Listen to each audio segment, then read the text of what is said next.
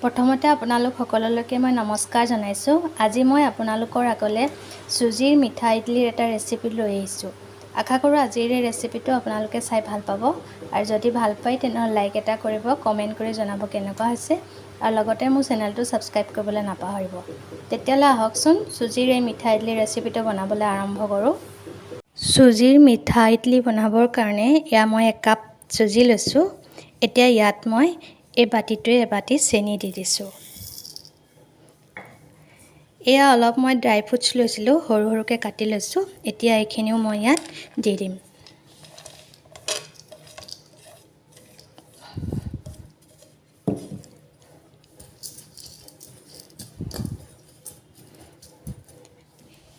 এতিয়া ইয়াত মই আধা চামুচৰ জোখত বেকিং পাউডাৰ দিম।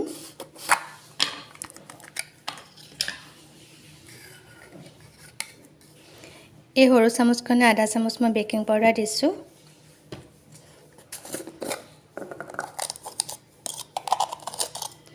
আৰু অকণমান মই ইয়াত বেকিং সোডা দিছোঁ।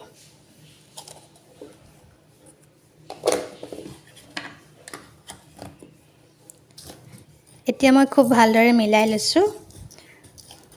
আৰু এতিয়া ইয়াত মই গাখীৰ দিম। মই গাখীৰ লৈছিলোঁ, গাখীৰ দিছোঁ।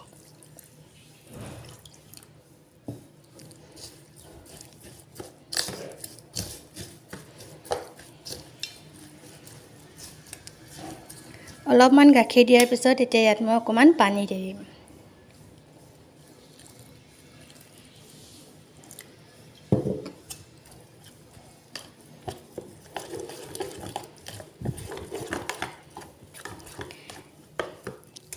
এতিয়া ইয়াত মই অকণমান ঘিউ দি দিম।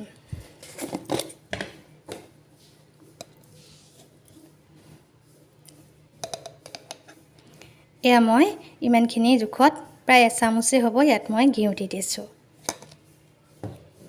এতিয়া মই খুব ভালদৰে ফেটি ল'ম, আৰু মই মিক্সনটো অতি কমেও আধা ঘণ্টামান সময় ঢাকন মাৰি থৈ দিম, যাতে চুজিখিনি ভালদৰে ফুলি আহে। এতিয়া মই চুজিখিনি আধা ঘণ্টামানৰ সময়ৰ কাৰণে ঢাকন মাৰি দিছোঁ। আধা ঘণ্টামানৰ পিছত এতিয়া চুজিখিনি দেখিছেনে? এতিয়া চুজিখিনি ফুলি গৈছে। এতিয়া মই চুজিখিনি অকণমান চামুচ এখনেৰে লৰাই লৈছোঁ।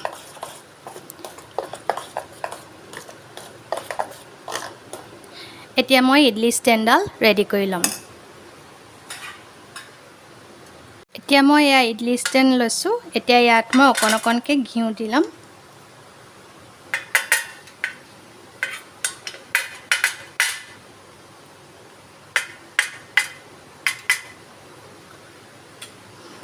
আৰু ব্ৰাছ এডালৰ সহায়ত মই অকণমান এইদৰে সানি ল'ম।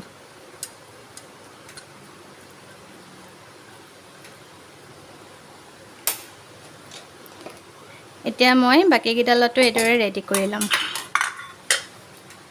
এতিয়া মই চামুচ এখনৰ সহায়ত ইয়াত অকণমানকৈ চুজি দিম। চুজি মই একেবাৰে ওপৰলৈকে নিদিওঁ, কাৰণ ফুলি আহিব। সেইকাৰণে অলপ কম পৰিমাণে ইয়াত মই চুজি দি যাম।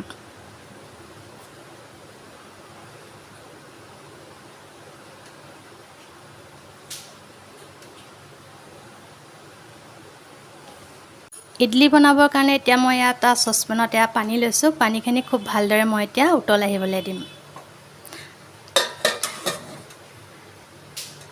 এতিয়া মই ৰেডি কৰি লৈছোঁ। এতিয়া এই ষ্টেণ্ডডালত মই এইখন ওপৰত বহাই দিছোঁ, আৰু এই ফুটাকেইটা দেখিছেনে? মই তলৰ ইডলিটো য'ত ৰাখিছোঁ তাৰ ওপৰতহে ৰাখিছোঁ। এইদৰে মই এনেকৈ ৰখা নাই, এইদৰে ইয়াৰ ওপৰতহে ৰাখিছোঁ। এতিয়া মই এডাল ওপৰত দি লৈছোঁ। পানী গৰম হৈ গৈছে। এতিয়া মই ইডলিকেইটা বনাম।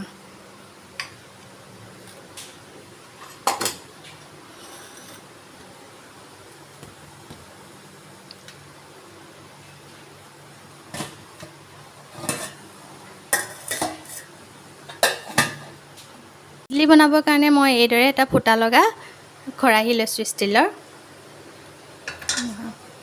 এতিয়া গৰম পানীৰ চচপেনটোৰ ওপৰত মই এই ফুটা লগা বাচনটো ৰাখিছোঁ, আৰু এতিয়া মই ইডলি ষ্টেণ্ডডাল ইয়াৰ ওপৰত ৰাখিম। এতিয়া মই এখন কাপোৰ লৈছোঁ। কাপোৰখন মই ইয়াৰ ওপৰত দি দিম।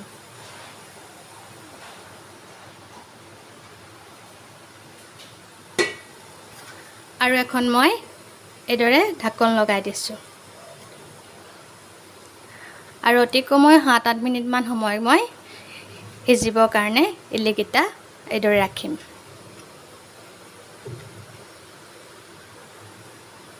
প্ৰায় 10 মিনিটমান সময় হৈ গ'ল এতিয়া মই ঢাকনখন আঁতৰাই চাইছোঁ এয়া দেখিছেনে ইডলিকেইটা ফুলি আহিছে ইডলিকেইটা হৈছে না মই এখন কটাৰী সহায়ত চাইছোঁ এইদৰে চাইছোঁ মই এয়া দেখিছেনে কটাৰীখনত অকণো লাগি অহা নাই তাৰ মানে ইডলিকেইটা নমাব পৰা হৈ গৈছে এতিয়া মই ইডলিকেইটা জুইৰ পৰা নমাই ৰাখিম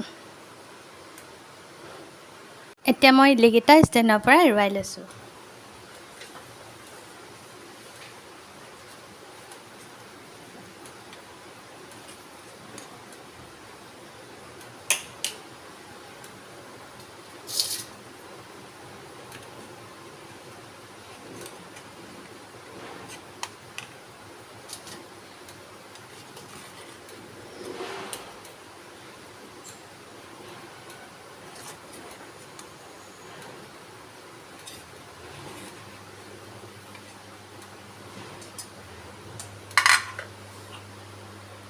বাকী ইডলিকেইটা বনাবৰ কাৰণে মই ষ্টেণ্ডডালখন টিচু পেপাৰ সহায়ত অকণমান মোহাৰি লৈছোঁ আৰু অকণমান ইয়াত মই ঘিউ সানি ল'ম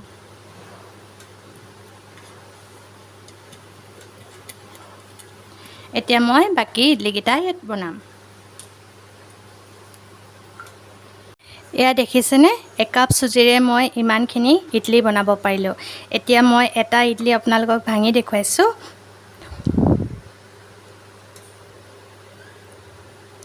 এয়া দেখিছেনে ভিতৰটো কিমান ধুনীয়া হৈছে আশা কৰোঁ আপোনালোকে মোৰ আজিৰ এই ইডলি ৰেচিপিটো চাই ভাল পালে আৰু যদি ভাল পাইছে তেনেহ'লে লাইক এটা কৰিব কমেণ্ট কৰি জনাব কেনেকুৱা হৈছে আৰু লগতে মোৰ চেনেলটো ছাবস্ক্ৰাইব কৰিবলৈ নাপাহৰিব ধন্যবাদ